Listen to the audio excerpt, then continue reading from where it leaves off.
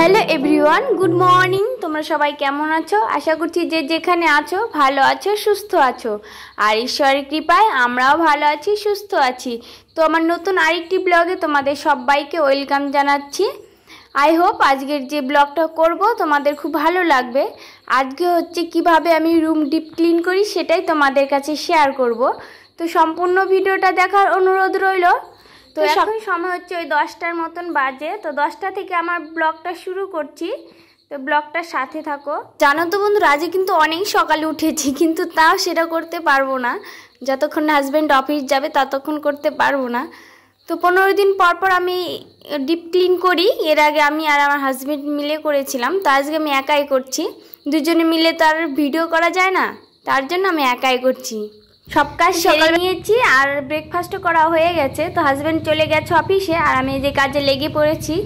তো এর আগে একটা ব্যাগ বের করেছিল, ট্রলি ব্যাগ, তো ওটা রাখা হয়নি। মানে চেয়ার আনতে হয়, টেবিল আনতে হয়, তারপর ওপরে রাখা যায়। তো ভাবলাম যে রুম ক্লিন করব, তাহলে আগে ওই কাজটা সেরে নিই। তো দেখো আমাদের কতগুলো ট্রলি ব্যাগ হয়েছে। এক জায়গা থেকে আরেক জায়গায় আসতে গেলে অনেকগুলো ব্যাগের প্রয়োজন হয়। তো আমার একটা ভিডিও, মানে বিয়ের ভিডিওর যেটা পেন ড্রাইভ, ওটা মানে ব্যাগে রেখেছিলাম, যেটা আমি লাল ব্যাগটা বাড়িতে নিয়েছিলাম, ওখানে ওটাই ছিল, কিন্তু ওর খুঁজে পাচ্ছিলাম না। তো আজকে ভাবলাম দেখি আছে নাকি ব্যাগে। তো দেখলাম আছে, আর সব ব্যাগ গুছিয়ে রেখে দিলাম। দেখো কতগুলো ব্যাগ, আর অনেকটাই উঁচু। আলমারির ওপরে ওটা দেওয়া, তো অনেকটাই উঁচু।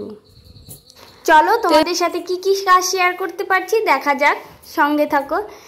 তো বেডের এই সব বালিশ, তারপর কোল বালিশ সব লিভিং রুমে নিয়ে যাব, কারণ দুটো রুম না একসঙ্গে পরিষ্কার করতে পারি না, আর প্রচুর কষ্ট হয় বেড সরিয়ে সরিয়ে করা, তো অনেকটাই সময় লাগে। তার জন্য এক রুম করেই করি।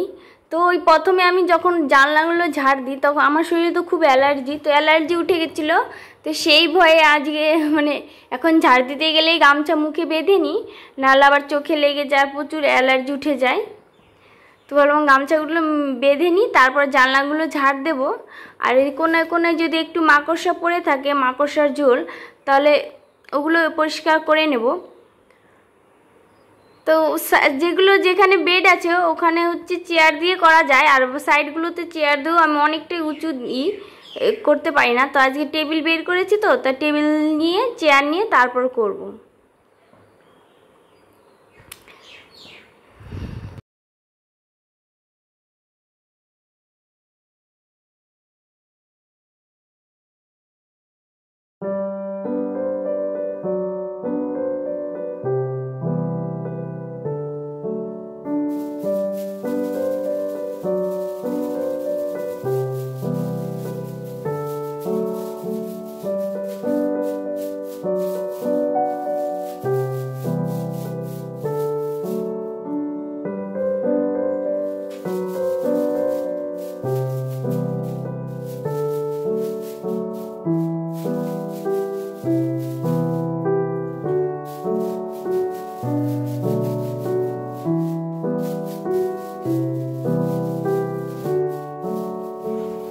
পিয়ানো মিউজিক সাথে সাথে আমার কাজগুলো করে নিলাম। তোমরা একটু মিউজিকও শুনলে, পিয়ানো বাজানো, এই মিউজিকটা আমার খুব ভালো লাগে। তো এই দেখো কত নোংরা পড়েছে। আর এদিকে আমি কাজ করছিলাম, তো কয়েকজন ছেলেরা এসে মিটার ঠিক করতে, মিটারটা একটু গন্ডগোল হয়েছে, তো লাইট কারেন্ট অফ করে দিয়েছে। তো অন্ধকার অন্ধকার লাগছে, যাই হোক তাও তোমাদের কাছে শেয়ার করছি। এই যে বেডটাও ঝাড় দিয়ে নিচ্ছি, ওপরে নোংরা পড়ে গেছে। এই যে এটা হচ্ছে ডাইনিং এর জানলাটা, এটা পরিষ্কার করে নিচ্ছি। আর একা থাকতে না ভালো লাগে না। সেই যে ছিলাম বাড়িতেও, সবার মধ্যেই ছিলাম, তারপর শ্বশুর বাড়িতেও গেছি, ছিলাম, মামুনি ছিল, শ্বশুর মশাই ছিল, তো সবার মধ্যেই ছিলাম। আর এখানে একা এসেছি, ভালোই লাগছে না। আবার একা থাকাটাও ভালো, ইচ্ছা দিন ঘোরা যায়, ফেরা যায়, তারপর হচ্ছে কাজ করা যায়। যখন ইচ্ছে হলো করলাম, না ইচ্ছে হলো না করলাম, হয়তো একটু পরে করলাম, কেউ বলার থাকে না। এটা একা, সারাক্ষণ তো একাই থাকি রুমে, তাও মানে যেটা ভালো লাগে সেটা করি, যখন যেটা ইচ্ছা হয় তখন সেটাই করি। আবার এক সময় এত মন খারাপ হয়ে যায় যে একা একা আর ভালো লাগে না, তখন একটু বাইরে বেরাই, একটু সবার সঙ্গে হয়তো কথা বলি। এবার সবার সাথে তো কথা বলতেও পারি না, হিন্দি কথা অতটা মানে স্পিডও বলতেও পারি না, হয়তো অনেকে বুঝে অনেকে বুঝে না কথা। তাও শিখছি, চেষ্টা করছি হিন্দি কথাটা শেখার।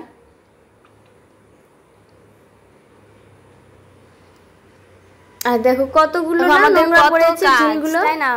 বাচ্চা সামলাও, সংসার সামলাও, ঘর পরিষ্কার করো, জামাকাপড় পরিষ্কার করো, চারদিকেই কাজ আছে। তো যাই হোক, আমরা মেয়েরা শক্তিশালী, আনন্দে কাজ করলে কিন্তু বেশিক্ষণ লাগে না কাজ করতে। আর এই যে জলের ভেতরে ডেটল দিয়ে নিয়েছি আর নাইজল দিয়ে নিয়েছি, তো জলটা ঢেলে নিলাম, তারপরে যেটা দিয়ে টেনে সব বের করে নেব জলটা, আর যেটুকু থাকবে ওই মপ দিয়ে মুছে নেব, তাহলে একদম জলটা ক্লিয়ার হয়ে যাবে। আর পরে যদি ফ্যানটা চালিয়ে দিই তাহলে একদম শুকিয়ে যাবে।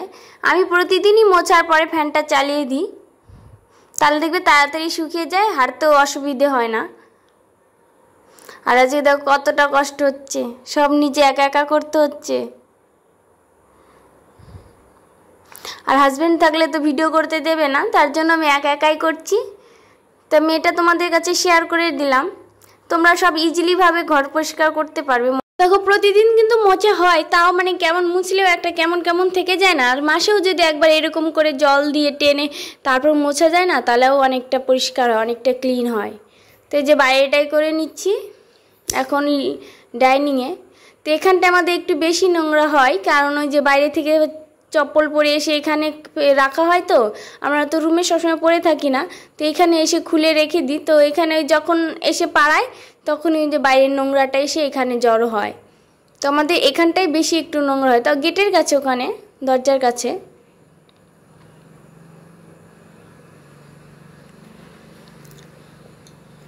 এই জলগুলো সব বাথরুমে টেনে ফেলে দেব, কারণ বাথরুমের দিকটা একটু নিচু, তার জন্য সব জল টেনে বাথরুমে ফেলে দিয়েছি।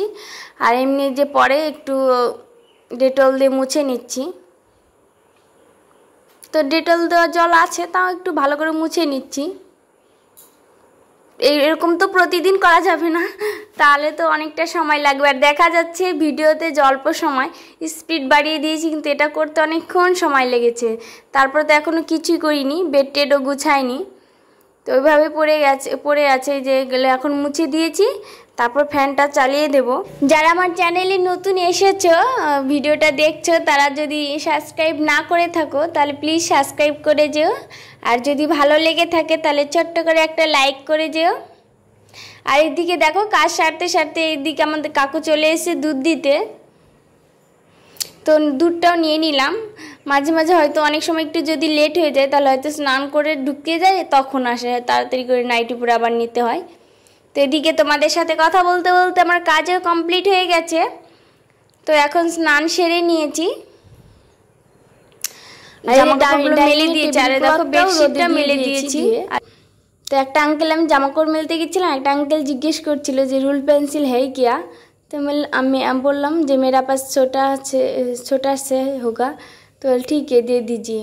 তো দিলাম, তারপরে যে মিটার মানে ভুলভাল লিখে গেছিলো, ওটাই ঠিক করলো। পরে আবার এসে জিজ্ঞেস করছে যে কালার পেন্সিল है क्या, আঙ্কে नहीं কালার পেন্সিল তো नहीं है, फैब्रिक है, तो ठीक है। তো চলো ঠাকুরকে একটু ধূপকাঠি দেখিয়ে নিলাম, তারপরে যাব কিচেনে।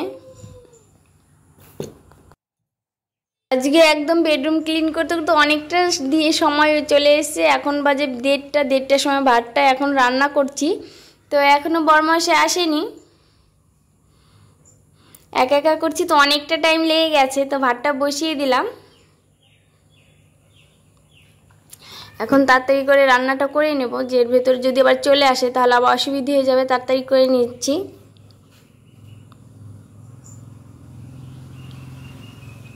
এদিকে ভাত বসিয়ে রেখে চলে যাব পাপোশগুলো নিয়ে আনতে, এনে ঠিক জায়গা মতন রেখে দেব, তারপরে যাব বেডটা একটু গুছিয়ে নেব।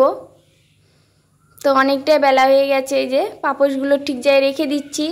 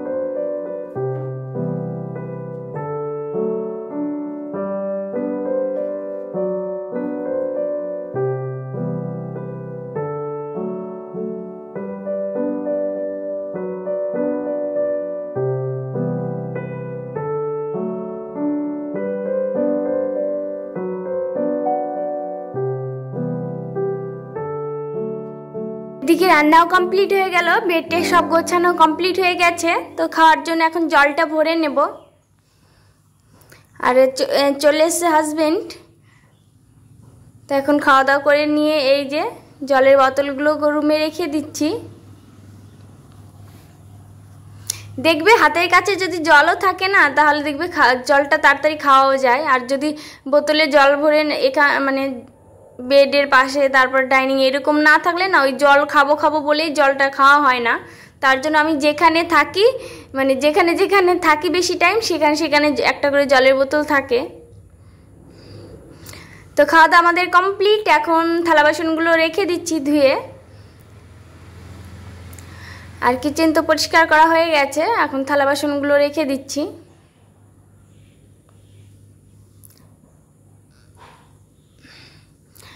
আর যে যে কাপড়গুলো ছিল সেগুলো যে সার্ফে দিয়ে কেচে বাইরে মেলে দিলাম। প্রতিদিনই এরকম দিই, কারণ রুমে অনেকটা 2-1টা থাকলে দিই, কিন্তু বেশি থাকলে 3-4টা কখনো থাকলে সেগুলো আর রুমে দিই না। রুমে দিলে অনেকক্ষণ লাগে শুকোতে, আর বাইরে দিলে তাড়াতাড়িতেই শুকিয়ে যায়। তো এখন বিকেলে ঘর ঝাড় দিয়ে নেব। আর যারা আমার ভিডিওটা দেখছো, যদি ভালো লেগে থাকে তাহলে একটা লাইক করে যেও। আর সবাইকে গুড আফটারনুন জানিয়ে এখানেই শেষ করছি। দেখা হচ্ছে নেক্সট ব্লগে। আর বাইরেটা না, যে আমি নোংরাগুলো ফেলতে গেছি, দেখি বান্দরগুলো ওই সামনের ওখানে দাঁড়িয়ে আছে। আমি বুঝতে পারিনি প্রথমের দিকে, তারপরে ভেবেছি সেই তো বান্দরগুলো। তো সব পরে গিয়ে দেখি আমার সেই কাপড়গুলো ফেলে দিয়েছে।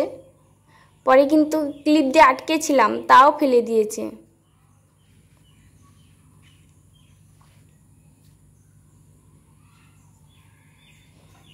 আর আমি তো একটু বান্দর দেখে বেশি ভয় পাই, তো